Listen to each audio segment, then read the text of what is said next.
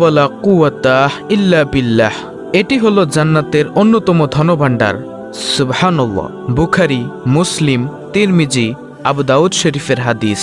প্রিয় দর্শক, হযরত আবু যর রাদিয়াল্লাহু তাআলা আনহু থেকে বর্ণিত, তিনি বলেন, রাসূলুল্লাহ সাল্লাল্লাহু আলাইহি ওয়াসাল্লাম আমাকে একবার বললেন, আমি কি তোমাকে জান্নাতের গুপ্তধনগুলোর একটি সন্ধান দেব না?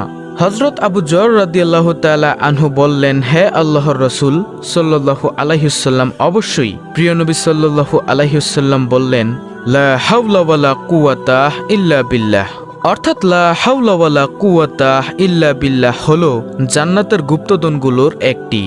সুবহানাল্লাহ। প্রিয় দর্শক, হাজিম ইবনে হারমালা রাদিয়াল্লাহু তাআলা আনহু বলেন, আমি প্রিয় নবী সাল্লাল্লাহু আলাইহি ওয়াসাল্লামের নিকট দিয়ে যাচ্ছিলাম। তিনি আমাকে বলেন, হে হাজিম, তুমি অধিক সংখ্যায় লা হাওলা ওয়ালা কুওয়াতা ইল্লা বিল্লাহ বাক্যটি পড়ো, কেননা তা হলো জান্নাতের গুপ্তধন।